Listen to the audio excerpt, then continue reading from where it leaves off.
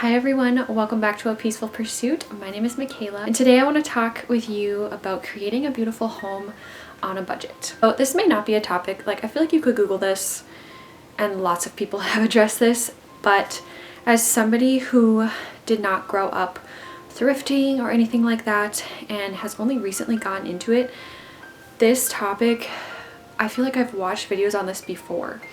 And until I actually started putting it into practice, it didn't really click for me. So I still wanted to make a video about it because there could be a tip or something that maybe you haven't thought of, or maybe you haven't yet applied it to your life and your home. So I do hope it's helpful, and let's get right into it. The first point I want to make is that I have heard a lot of homemakers say that you can have a beautiful home. You can have a beautiful home on honestly the smallest of budgets. Like, you can thrift, you can create. Even though a lot of YouTubers will show the projects that they're doing in their homes as they're doing them, it still felt like the bulk of their home was done. Like they were still showing a lot of things that I'm sure they've done over the years, which is totally fine. They're just ahead. They're just ahead of me. They're older than me. They've been doing this longer. But it's nice to be able to see somebody kind of start fresh or start from the beginning. And so yeah, I've only been staying home for almost 2 years and have been on a small budget, and my home is nowhere near like where I would want it to be. But as I have thrifted more, I really have seen how that statement is true. You really can find beautiful things, or find things that if you can see the potential in them, you can create it yourself and make it your own so that it's something beautiful for your home. So it's totally true, it's totally possible. I just think it's nice to hear it from somebody that has not yet arrived. And I'm sure that they don't feel like they've arrived either, because they keep doing projects and stuff.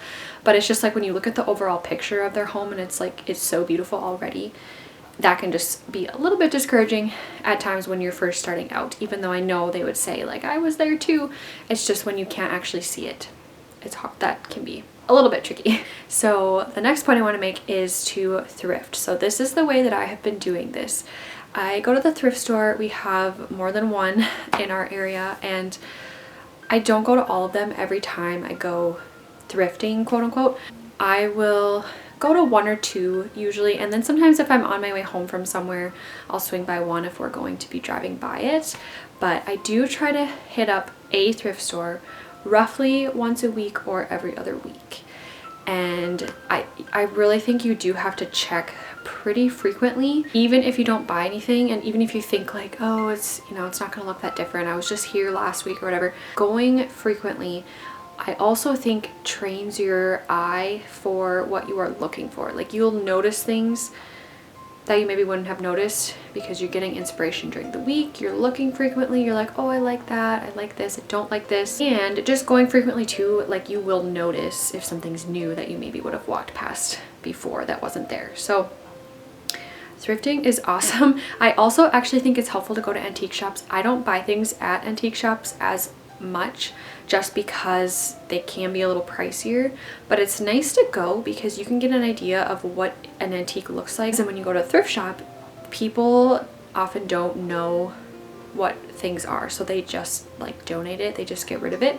And so you can find antiques and stuff at the thrift store, but you have to know what you're looking for. So I think it's helpful to just go frequently. It's an outing, it's fun to do, and helps me practice that self-control muscle of going to the store and not always buying anything. So thrift for sure. The next place you can find things is Facebook Marketplace. The only thing is, this is not my favorite because I freaked out about Facebook Marketplace at times. I know lots of people find great things on there, and I have found a couple things on there. I've sold some things on there and I haven't personally had an issue. I don't know. I'm somebody that has anxiety, so that makes me a little more nervous than going to the thrift store. But it is nice because Facebook Marketplace is kind of an algorithm. So if you save items that you like, it will show you more items like that. So you can look for antiques and different things like that that maybe, like a piece of furniture. Those things are nice to find on there. But yeah, I just don't love Facebook Marketplace as my first choice. My next idea that I wanted to share with you is to DIY what you already have. So I have done this with so many things, so many frames that I already had, baskets, oh goodness, just like shelving, just anything. If you can paint it, redo it, sand it down, stain it, like whatever, you can get super technical. I'm usually just kind of like a go for it and paint it, which I know some people would have their opinions on that, but that's kind of just how I roll. And it works because it's like the craft paint is, you know, under $2. I can make it match my house. I didn't have to buy a new whatever it is, and then I can create beauty out of that. So my entire collage wall, all the frames have been thrifted, or I already had them and I just changed the color. There's a frame up there that was like a hot pink color, and I just painted it, made it to match, and I didn't have to buy a new frame, and it was beautiful. So that's a really good one. I think try to use what you have. I hear people say that all the time, like use what you have, but I'm like, but what if it doesn't match your house? You can make it match your house for cheap. And even if it's like a sewing thing, I don't know how to sew yet, I want to get into that, but you can thrift fabric. Like I found some fabric at the thrift store, it was $1 and then it was half off, so I got it for 50 cents. 100% cotton, and it's cute. It's like a gingham, black and white gingham. It's so cute. So even stuff like that you could do. You just have to be patient if you're, you know, looking for the right thing. It takes time. So my next little tip or pointer for having a beautiful home on a budget is to declutter your home like crazy. Organize after you declutter, or kind of alongside your decluttering. The way that I've been doing it, my husband and I don't even know how it has happened. I just, quite frankly, I have lived a very like material life up until coming home, and became a Christian in 2020. That it's like slowly changed, but it's, I don't know, it's like a lifestyle to not live materialistically, or to live materialistically. It's two different lifestyles. And so coming home really allowed me the time to start digging into it, because before I was working full time, and then you're tired and you're just like, oh my goodness, this is so much work. So it's taken me, like I said, I've been home for almost 2 years, and my house is just now starting to feel lighter, very manageable, but I still have pockets of the home, because how I have done it, I will tackle one area at once. Get rid of the things that are like obvious that I'm going to get rid of, like we're not using this, we don't need this, get rid of those things. But then there's also some things that I'm like, well, we might use this. And at some point you have to deal with that too. Like you have to get real with yourself if you're going to use it. There's just some things where I'm like, I want to sit on this for a little bit longer before I get rid of it. So then I'll move everything to the next space that I need to declutter. So I have little spaces in my home that are like the holding places, and so we're not done, but I would just say keep doing this. Like be ruthless about it, because you'll be amazed at when you can breathe in your home. It's just, I don't know, like you just appreciate it more, even if it doesn't completely reflect you aesthetically yet. You just appreciate that it's an environment that you can relax and be at peace. And so I also think with that, just making sure to keep it clean, just kind of keeping it relatively not gross is helpful. You could totally clean all day, like you could never stop and be crazy about it, but I think just a relatively simple level of cleanliness is good, and it gives you that satisfaction that you're caring for something that's yours, and then also just brightens everything up, makes it feel relaxing, and you're going to automatically think that you're going to notice how it feels beautiful, even though it's not perfect or exactly how you want it to look yet. So another thing that I actually want to do more is to use natural elements for decorating. So I've kind of been getting away, partially just because I've been thrifting. Like I used to love a lot of signs like from Hobby Lobby that would say words and stuff, and I still have a couple here and there because I really like what they say. Like on my collage above our couch, I do have a "It Is Well With My Soul," because it's like it pulls the room together in the middle, and I like that phrase.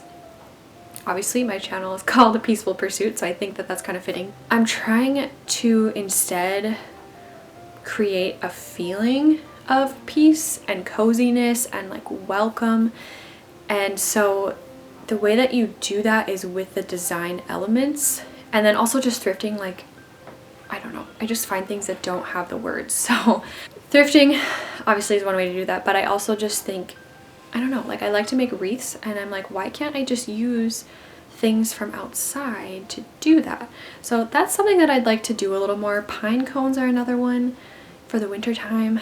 I don't know, in the summer I guess it would be flowers, but just using natural elements like that I think can really bring a lot of beauty into your home, and it's probably mostly free. Maybe like $1 if you go to the dollar store and buy one of their wreaths so that you can make one. I just think that would be a nice way, and that's something that I want to get in more practice of doing. So the last thing I want to mention is to practice contentment. You will notice throughout this video I've shown you that my home is not complete. It has come a long way. Like when I see pictures of when I first started staying home right before I had my baby, I'm like, wow, we really have come a long way. But it can be hard to remember that because I look around and I'm like, but I still want to do this, and I want to figure out this part, and this part isn't working, and just all these things kind of weigh on you. But practicing contentment is so important, or you're going to drive yourself crazy, or you're also just going to be ungrateful for what you do have. I finished my collage. I have quite a few frames around my house actually that have no pictures in them because I want to do prints from Etsy. I think I've mentioned that a few times, but I want to purchase like a bundle of prints that kind of are cohesive and go together, and I just haven't had that in the budget yet, so I just haven't done it. So I have a lot of empty frames, while even the collage like was half done, so there was like a few frames on my wall and it just looks so incomplete.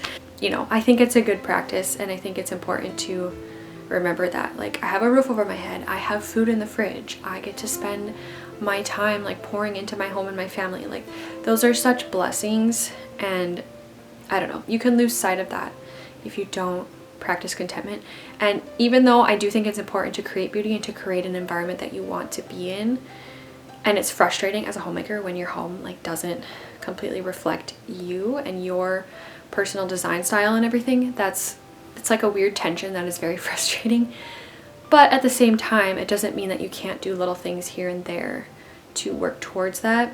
And then ultimately it's just the tone that you're setting to, and if you're feeling ungrateful and stuff, you're probably not going to be as like joyful and light and peaceful. So I think it's an important thing to be practicing. So that brings me to the end of this video. I will make sure to have my blog linked down below. If you didn't catch the last couple videos, I did start a blog. It's going along with my YouTube channel. It's the one that I'm sticking with. I'm excited about it. I really like photography. I'm not like super talented or anything, but I've always liked photography, and I'm like, I need to get back into that. So you can follow along below. I will have it linked, and if you're new, make sure you hit that subscribe button before you go, and I hope to see you in my next video.